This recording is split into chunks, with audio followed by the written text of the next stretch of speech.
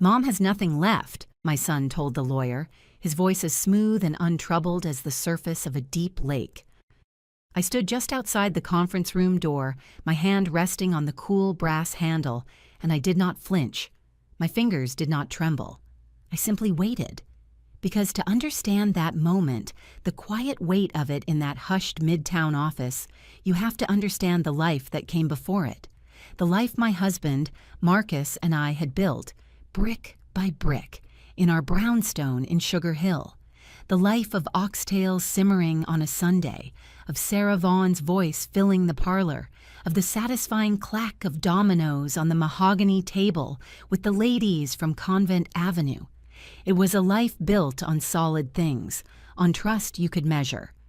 Or so I had thought. It began, as these things often do, with a simple mistake. Not my mistake or my son Quentin's, but a mistake made by a clerk in a mailroom 40 blocks south, a young man who likely transposed 2 numbers in a zip code. A letter from Hadley & Voss, the firm that had managed Marcus's trust for nearly 50 years, was meant for my address. Instead, it arrived at Quentin's gleaming glass tower downtown. He brought it to me 3 days later on a Tuesday. He let himself in with his key, the way he always did, calling out as he came up the stairs, "Mom, you here?" I was in the kitchen, wiping down the counters after making a batch of sweet potato bread. The air was warm with cinnamon and nutmeg. I heard the familiar sound of his expensive shoes on the original hardwood floors Marcus and I had spent a summer refinishing. "In the kitchen, baby," I called back. He appeared in the doorway, looking every bit the Wharton man I had paid for him to become. His suit was a tailored charcoal gray, his shirt a crisp white, his tie a muted silver. He held a large manila envelope. "This came for you," he said, placing it on the counter next to the cooling loaves of bread. "Ended up at my place by mistake. You'd think for the fees they charge they could get an address right." He smiled, but it was a quick, tight thing that didn't reach his eyes. I had spent 34 years as a forensic accountant, reading the ledgers of men's lives. I knew the difference between a genuine entry and a fraudulent one. I looked at the envelope. It was from Hadley & Voss, as he'd said, but the seal had been broken. A thin line of clear tape had been carefully applied to reseal it, almost invisible unless you were looking for it. I was always looking. "Looks like it's been opened," I said, my voice neutral. I ran a finger over the taped edge. Quentin gave a short, dismissive laugh.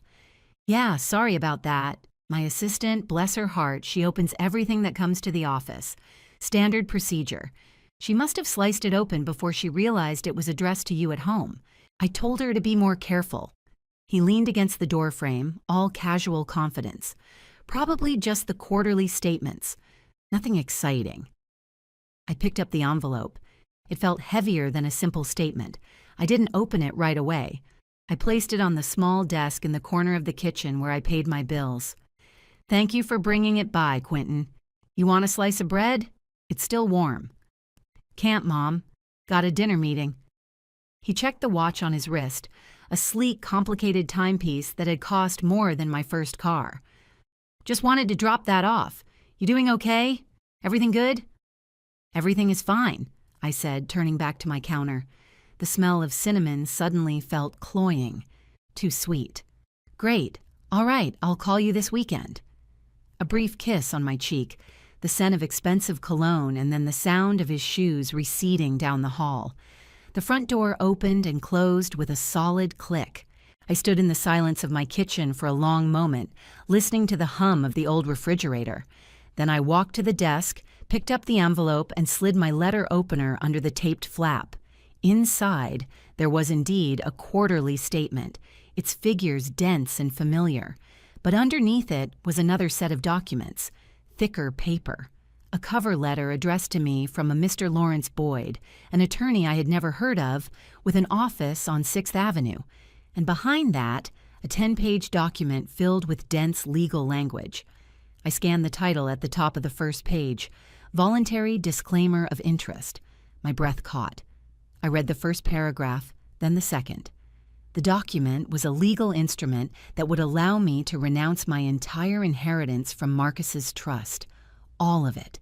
The properties, the securities, the assets he had so carefully put aside for my future, for my security, according to the letter from Mr. Boyd. The disclaimer had been prepared at my son's request for my convenience in estate planning. It only required my signature. A filing window was noted in bold. I had 10 days. Grief is a strange and powerful anesthetic. When Marcus passed 2 years prior, a part of my world simply went quiet. The silence he left behind was vast, and into that silence Quentin had stepped. He became my bridge to the world of finance, of decisions, of the future. He'd visit every week, review my accounts, and reassure me that everything was in order, that I didn't need to worry my head about a thing. "I've got it, Mom," he would say, his hand covering mine. "I'll take care of everything." Grief makes people very easy to persuade, and I had been persuaded. I folded the papers and put them back in the envelope. I didn't feel anger, not yet. Anger requires a solid foundation, and I felt the ground beneath my feet beginning to dissolve into sand. What I felt was a cold, quiet alertness. The instinct of a lifetime's work flickered to life inside me. For 34 years, I had traced the quiet movements of money, the subtle deceptions hidden in plain sight within columns of numbers. A man might lie to his wife, his business partner, his priest. But the numbers, if you knew how to listen, always told the truth. And my son's explanation for the opened envelope was a false entry, a number in the wrong column. The next few days passed in a haze of forced normalcy. I tended to my garden in the back. I spoke to my goddaughter Camille on the phone. I went to Wednesday Bible study at the church on the corner. But underneath it all, a part of my mind was working, turning over the details, searching for a pattern. The disclaimer sat on my desk, a silent weight in the room. Quentin called on Saturday just as he'd promised. His voice was cheerful, easy. "Hey, Mom, how's your weekend going?" "It's quiet, baby. Thinking of making some gumbo tomorrow." "Oh, man, don't tempt me. I'm swamped this weekend. Buried in reports." There was a pause. "Hey, did you get a chance to look at that paperwork I dropped off?" I felt a cold stillness spread through my chest. "I glanced at it," I said, my voice even. "It seems complicated." "Nah, it's not," he said quickly. "It's just some standard estate stuff. A formality, really. It simplifies things, moves assets around to be more efficient, better for tax purposes. Lawrence Boyd, the lawyer who drafted it, he's the best in the business. It'll put everything in a better position for the long run." "My position or your position?" I asked. The question was soft, almost a murmur. He laughed, a sound that was just a little too loud. "It's for the family, Mom, for our legacy. What's good for the estate is good for all of us. Look, don't stress about the legal jargon. I've been over it with a fine-tooth comb. It's all in your best interest. We just need to get it signed and filed in the next week or so. I can swing by on Tuesday, and we can take care of it together." "I'll think about it," I said. "There's nothing to think about," he replied, his tone shifting from easy to insistent. "It's the smart play. Just trust me on this, okay?" Trust me. The two most expensive words in the English language. "I'll see you Tuesday, Quentin," I said, and ended the call before he could say more. My hand was shaking, just slightly as I placed the receiver back in its cradle. The foundation was not just sandy, it was shifting. That afternoon, I decided to do what I had not done in 2 years. I went into Marcus's study. The room was just as he'd left it, his leather chair, the faint scent of his pipe tobacco still clinging to the velvet curtains, his books lining the walls. It had been my sanctuary of grief, a place I kept sealed and perfect. Now it became my office.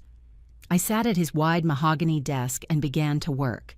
I had offered to help Quentin organize his financial records for his taxes the previous year.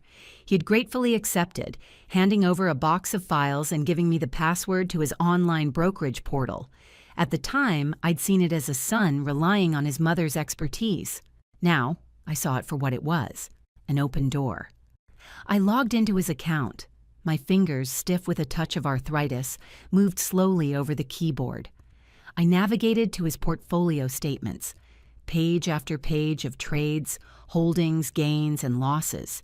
He was invested heavily in tech, in speculative futures. It was aggressive, reckless even. I downloaded the last 12 months of statements, my old printer humming to life in the quiet room. Then I went to my own files. From a locked drawer in my desk, I retrieved the trust statements from Hadley and Voss. I spread them out on the desk, side by side with Quinton's. For hours, I sat there, a cup of chamomile tea growing cold beside me. I cross-referenced dates, amounts, asset classes, and then I found it. It was a small thing. A footnote in his portfolio summary from 3 months ago.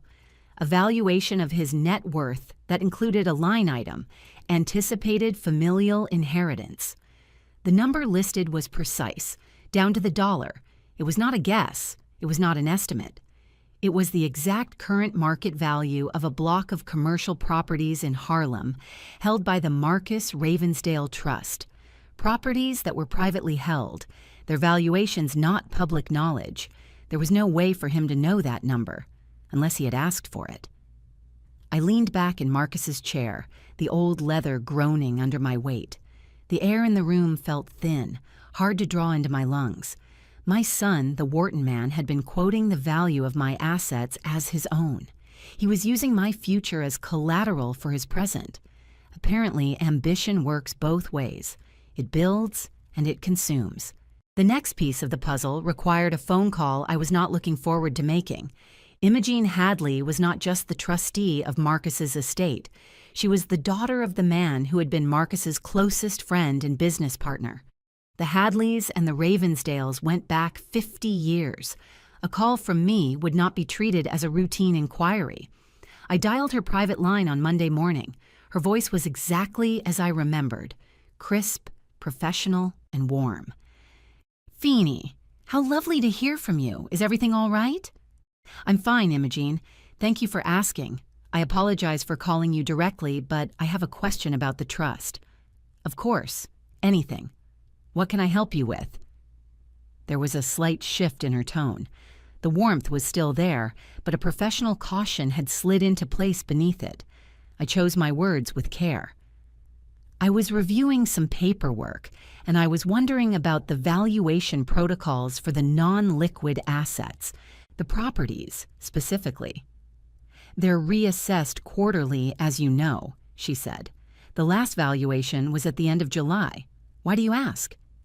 "Has anyone besides myself requested a copy of that valuation summary?" I held my breath. The silence on the other end of the line stretched for a beat too long. "That's an unusual question, Feeney," Imogene said slowly. "I know it is," I replied, keeping my voice calm and steady. "But it's an important one." I could hear the faint sound of her tapping on a keyboard. Another pause. When she spoke again, the professional wall was firmly in place. "Our records indicate that your son, Quinton, requested a full asset and liability summary approximately 6 weeks ago. He stated he was assisting you with long-term financial planning." The room tilted slightly. My hand gripped the edge of the desk. "And did you provide it to him?" "We did," she confirmed, her voice tight with a dawning understanding. "He presented a limited power of attorney for financial review. You signed it last year, remember? After your hospital stay for that bout of pneumonia. You said you wanted him to be able to monitor things for you." I remembered. I had been weak, exhausted, and frightened.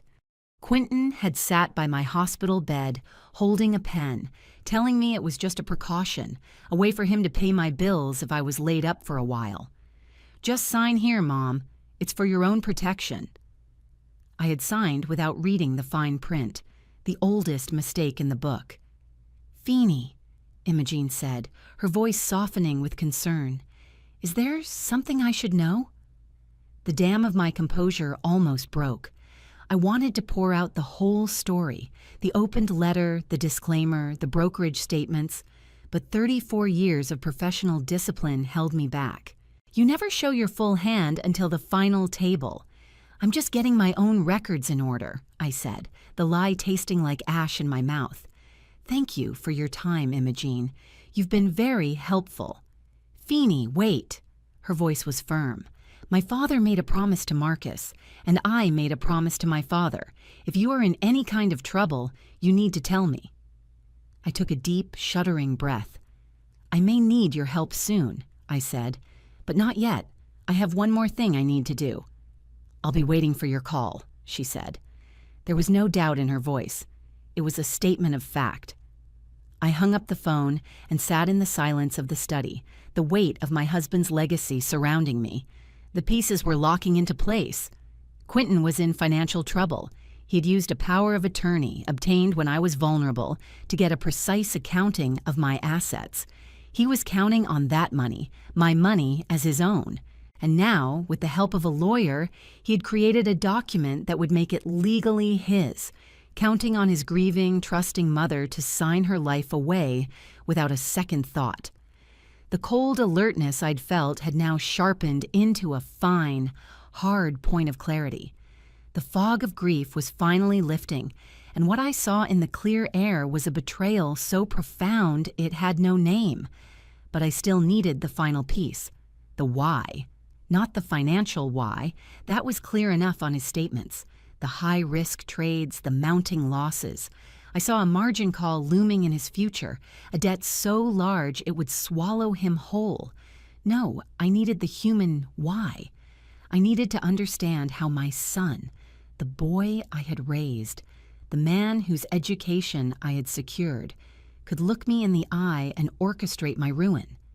The answer, like the letter, arrived by mistake. That evening, my goddaughter Camille called. She worked in compliance for the SEC, a sharp, brilliant young woman who had always been more like a daughter to me. We talked every week about everything and nothing. Hey, Godmama, how are you holding up? I'm all right, sweetie, just puttering around the house. Listen, I know this is a weird question, she said, but did you get a new laptop? I frowned. No, I've had this one for years. Why?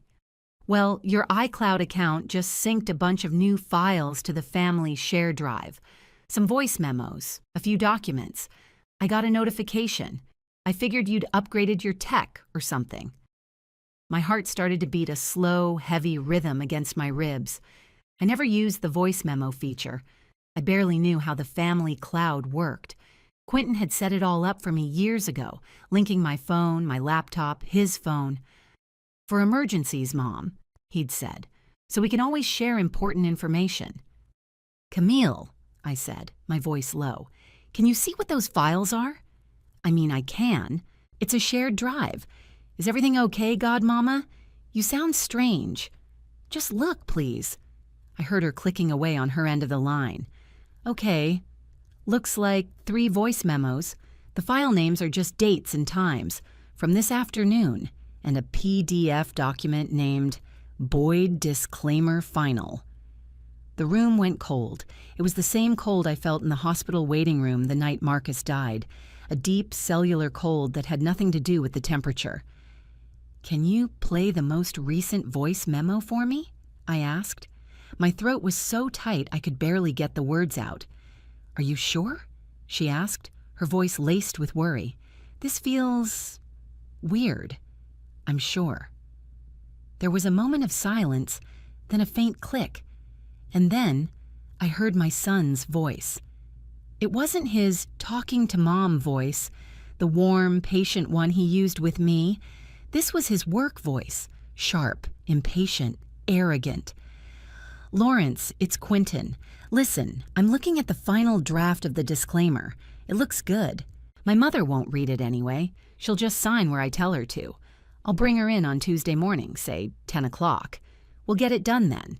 She's getting a little fuzzy, you know. It's better this way. We're protecting her from having to manage all this complicated stuff. There was a pause, the sound of papers shuffling. Then he spoke again, and this was the part that broke something deep inside me. a support beam I never knew was there. The main thing is the timing. I've got that margin call coming due at the end of the month. Once she signs, how fast can we liquidate the Harlem properties? I need at least the first tranche of capital within 10 business days. Another pause. No, she has no idea. She trusts me completely. As far as anyone is concerned, Mom has nothing left. She's just a sweet old lady in a big house. The memo ended. Camille was silent on the other end of the line. I could hear her breathing. "God, Mama," she whispered. I couldn't speak. I was holding onto the desk, my knuckles white. It wasn't just about the money. It wasn't just about the betrayal. It was the dismissal. The casual cruelty of his assessment. A sweet old lady. Fuzzy. He had taken my grief and redefined it as incompetence. He had taken my trust and used it as a tool. I had spent my life unmasking fraud, and the most devastating one had been living in my own house, at my own table, sharing my sweet potato bread. And suddenly, I understood something. He wasn't a monster. He was just a man drowning in the life he'd chosen, and he was willing to pull me under to save himself. The son I had raised, the one who loved my gumbo and listened to Sarah Vaughan with me, was gone. In his place was a stranger who saw me not as his mother, but as an asset to be liquidated. "Camille," I finally said, my voice a raw whisper, "I need you to email me those files, all of them, and then I need you to forget you ever heard them." "What are you going to do?" she asked, her own voice shaking with a fury she was feeling on my behalf. "I'm going to go to a meeting," I said, "on Tuesday morning at 10 o'clock. The next 48 hours were a study in composure. I moved through my house with deliberate calm. I baked another batch of bread. I watered my plants. I called my friends and confirmed our Friday night dominoes game. On the surface, everything was as it should be, but underneath, I was preparing. I opened the old locked file cabinet in Marcus's study. From the very back, I pulled out a set of files he had given me years ago. The original 1972 deeds to the Harlem properties, their paper brittle and yellowed with age. I found my certificate from the Association of Certified Fraud Examiners, framed in dark wood. I printed a clean transcript of Quentin's voice memo. I placed each of these items in my leather briefcase, the one I used to carry to court. Then I made one more call. "Imogene," I said when she answered. "It's Ophelia. I need your help now." I laid out the situation for her, not in a panicked rush, but with the cool, methodical precision of a forensic report. I told her about the opened letter, the power of attorney, the brokerage statements, the voice memo. I did not embellish. I did not speculate on his motives. I just presented the facts. When I was finished, there was a long silence. "That ungrateful little—" She cut herself off. "I see. He's leveraged himself to the hilt, and he's planning to use the trust to bail himself out." "That is my assessment, yes," I said. "What do you need from me?" she asked. There was no hesitation. "I have a meeting tomorrow morning at 10 o'clock at the offices of Lawrence Boyd on 6th Avenue. My son will be there with a document for me to sign." "I'll be there at 9:45, she said, "and I'll bring a certified copy of the full trust ledger, the real one." "Thank you, Imogene," I said. "Don't thank me," she replied, her voice like steel. "I'm just doing my job. I'm protecting my client's assets." Tuesday morning dawned gray and overcast, the sky over Harlem the color of slate.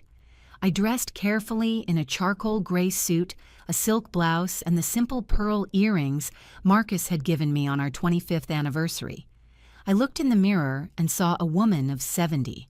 Her hair was more silver than black. Her face was lined with the years of a life fully lived, but her eyes were clear. There was no fuzziness there. Quentin arrived at 9:15, exactly on time. He was wearing another impeccable suit, a fresh flower in his lapel. He was smiling, his expression a careful mask of solicitous concern. "Morning, Mom. You ready to go?" he asked, taking my arm. His touch felt alien. "I'm ready," I said. The car ride downtown was mostly silent. He tried to make small talk about the weather, about a new restaurant he'd tried. I answered in monosyllables. I watched the familiar streets of my neighborhood give way to the steel and glass canyons of Midtown. He mistook my silence for nervousness. "Don't worry, Mom," he said, patting my hand. "It'll be over before you know it. Just a few signatures. Lawrence is a great guy. He'll make it really simple for you." "I'm sure he will," I said, looking out the window. Lawrence Boyd's office was on the 40th floor. The reception area was a study in beige and chrome, with a panoramic view of the city. A young woman led us back to a conference room. The room was dominated by a long, polished table that reflected the gray light from the floor-to-ceiling windows. Mr. Boyd was waiting for us. He was a man in his 50s with thinning hair and a soft handshake. He had the professionally reassuring demeanor of a man who was paid very well to make unpleasant things seem palatable. "Mrs. Ravensdale," he said, smiling warmly, "a pleasure to finally meet you. Quentin speaks so highly of you." I simply nodded, taking a seat at the table. Quentin sat beside me, placing his briefcase on the table and clicking it open. He slid a familiar sheaf of papers across the polished surface toward me. The disclaimer. "Here we are, Mom," Quentin said. "This is the document we talked about. If you'll just sign on the last page, where Lawrence has marked—" "Before I do that," I said, my voice quiet but clear in the silent room, "I'd like to understand what it is I'm signing." Quentin and Boyd exchanged a quick, almost imperceptible glance. Boyd leaned forward, his hands clasped on the table. "Of course, Mrs. Ravensdale. It's a standard disclaimer of interest. Essentially, it's a tool for efficient asset transfer. Given your desire to simplify your estate, Quentin and I felt this was the most prudent course of action. It allows the assets held in your late husband's trust to pass directly to Quentin, bypassing certain probate and tax complications. It's about ensuring a smooth transition for the future." "A smooth transition for whose future?" I asked. Quentin shifted in his chair. "Mom, we went over this. It's for the family. It puts everything in a stronger position." "Does it?" I looked from my son to his lawyer, because my understanding of this document is that it would leave me with nothing. My home is owned by the trust. My income is derived from the trust's investments. If I sign this, I renounce my claim to all of it. I would be entirely dependent on your goodwill. Is that an accurate summary, Mr. Boyd?" Boyd's professional smile faltered for a fraction of a second. "Well, dependent is a strong word. This is a family matter. We're assuming a continuity of care." "I don't like to assume," I said. "In my profession, assumptions are liabilities. Let's stick to the facts on the page." Quentin let out an exasperated sigh. "Mom, please, don't make this difficult. We're trying to help you."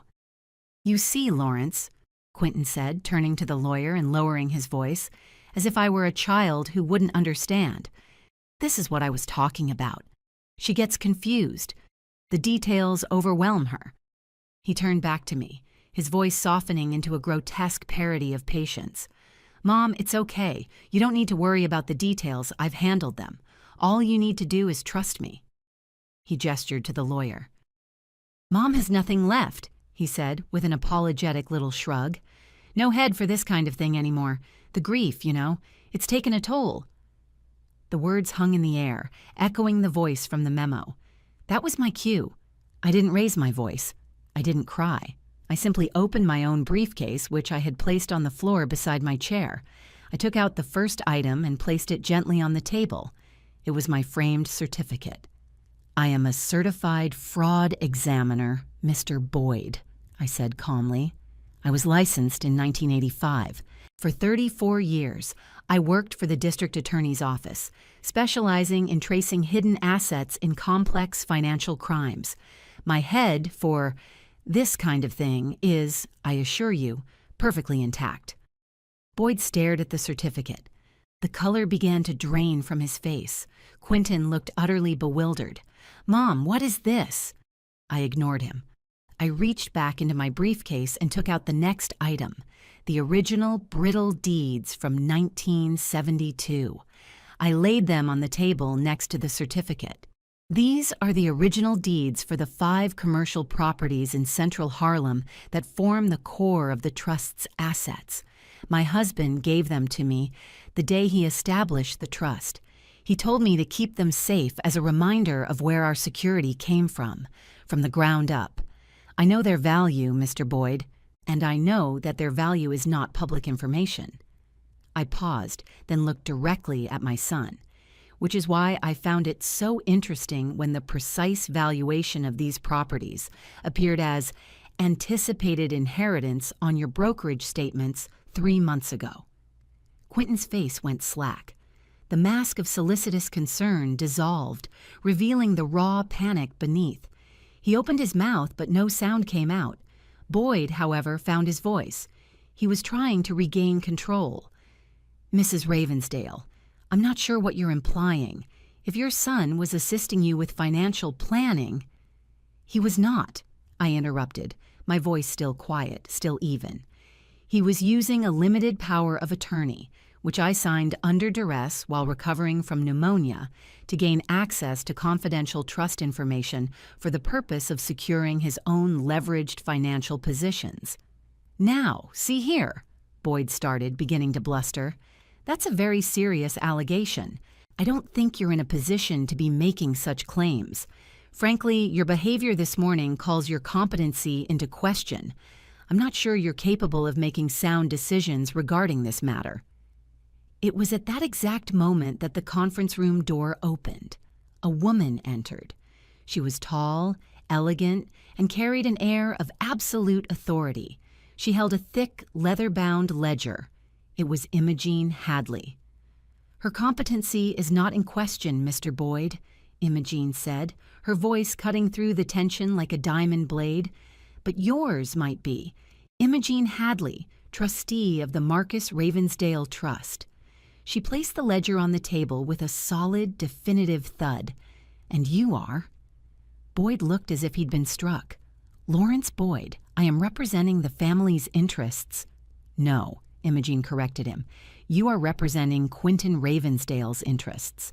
The trust has its own counsel.